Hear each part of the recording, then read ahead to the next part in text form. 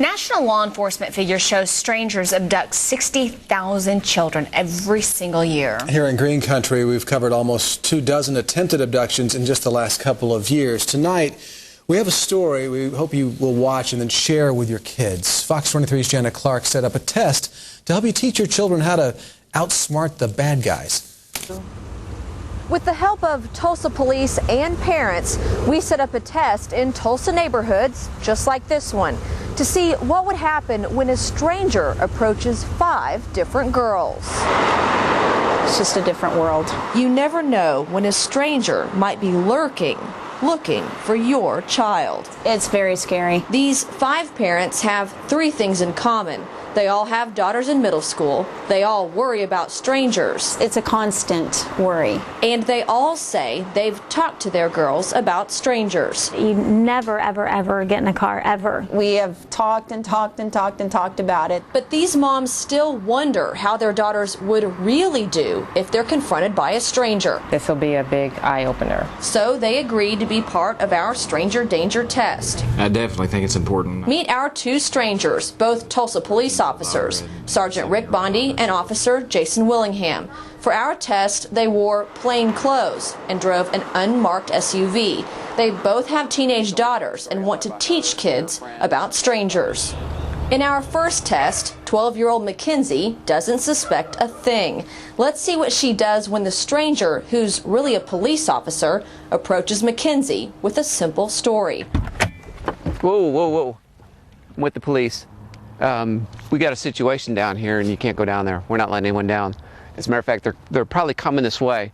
Why don't you hop in the car for a second so you're safe?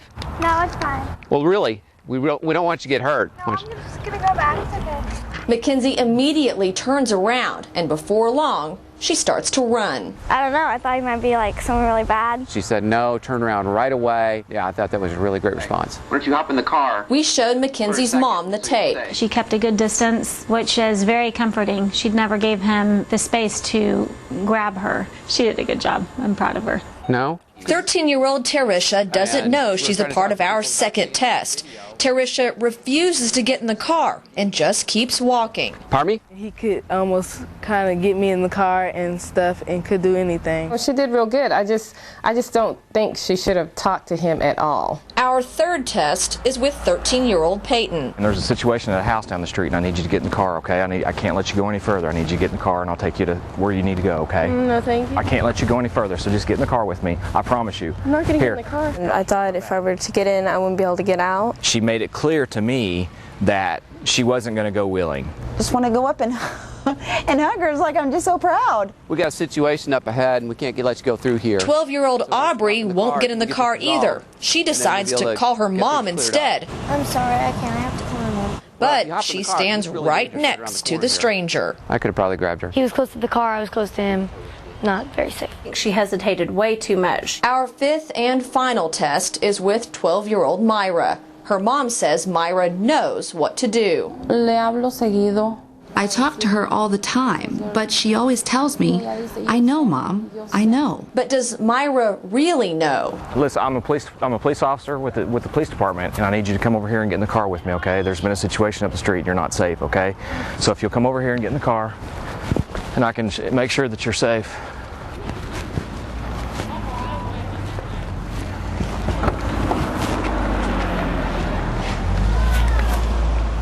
Without much hesitation, she gets in the car with a stranger. What is your name? Myra. Myra? All right, Myra. Myra, I am really a policeman, okay? But you just got in the car with somebody you didn't even know. Myra's figuring out this is just a test, but if it were real, Myra's family may have never seen her again. I just thought I should go with her. Even though she admits she had no reason to think he was a police officer. He didn't have a car, and he wasn't dressed like a police officer. So he could be anybody, right? Yeah. What is your name? Myra's mom can't believe she got in the car with a man she doesn't know. It scared me because she just went with him and didn't think twice. She trusted him. He would have taken her away. There's no doubt Mom's upset, but says hopefully if the real thing does happen, Next time, Myra will be ready. Yes, I'm sure she will. And now everyone involved in our test says they're glad they took part and hope other families can learn from it. There's a lot of bad people out there. I didn't take it very seriously before this. Hopefully parents will, after this, turn off the TV and say, okay, let's talk. Coming up later in the show, the 2 police officers who helped us with the test are going to watch the tapes and break down exactly what the girls did right and wrong. You don't want to miss it. In East Tulsa, Jana Clark, Fox 23 News. And earlier in the newscast, police and parents helped us conduct a test. We wanted to see how girls would do when confronted by a stranger.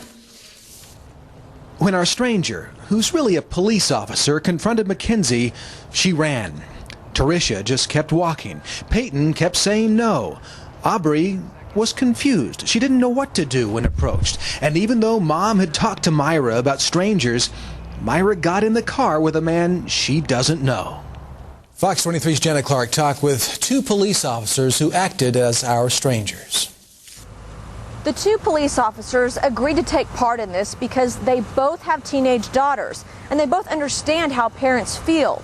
Now they want to teach you what to do, what to tell your kids if they're confronted by a stranger. So they're going to break down every test to show what the girls did right and what they did wrong. Whoa, whoa, whoa. Sergeant Rick Bondi and Officer Jason Willingham sat down together to watch all the tests on tape. As a matter of fact, they're probably coming this way. Our first test is with 12-year-old Mackenzie. She keeps an eye on Yeah, she's keeping an eye. There she goes. There she goes. There she goes running. Good job. Yeah, that's great. Good job. I mean, she did an outstanding job. She kept an eye on him as she was walking away, and then when she felt a safe distance where she could look down the road, she took off running. 13-year-old Tarisha is in our second test. Pardon me? No, not even. She never even hesitated. I mean, just not even slowed down. That was just kept going. There's nothing wrong with not even looking at the person, just walking on by. Just don't even acknowledge their existence. I can't let you go any further because there's a situation down there and it's dangerous. Okay, so stay here. Our third test is with 13-year-old Peyton. Wow. I'm not getting in the car. Here, I'll show you my badge. She did let me get real close to her. And she's still walking up by the car. I mean, if you could have, you could have walked right up to that door and grabbed her and pulled her in, but there'd have been a fight. She should have stuck with her first reaction and turned around and walked the other way. So why don't you hop in the car until we get this resolved? 12-year-old Aubrey is a part of our fourth test. I'm sorry, I can't. I have to come in. She knew. She knew. She stopped. Just hop in the back seat until it's all clear. If she didn't have that cell phone, I might have had a chance. So if you'll come over here and get in the car. The fifth and final test is with 12-year-old Myra. She just didn't even bat an eye. No. Scary. It was too easy. Yeah, if I was really a bad guy, she would be gone. After watching the tapes, police have some advice for any parent or child who's listening. First, don't judge strangers by their appearance. It doesn't matter what a person looks like. It doesn't matter what they're wearing. They're going to say everything and anything they can. I'm sure this has been done before by a real bad guy. I mean, these people try this probably every day. Police also warn, don't get too close. They need to put some distance between them and that person immediately, and then go to their nearest safe place, house, school, friend's house, whatever, and call police. The biggest thing, no matter what, police say don't get in the car. Once you get in the car, it's over. It's over. If someone tries to grab you, scream and fight. And I've always told my daughter, if you know what's coming, then you might as well fight. That's right. Never give up. Never go. Always fight. Both officers think the girls in the test will be prepared if there's a real stranger in their future. There's one more thing police pointed out to us. They said all the girls were just trying to be polite. They say don't worry about that, just get away. Tell your kids it's okay not to be nice to strangers. In East Tulsa, Jana Clark, Fox 23 News.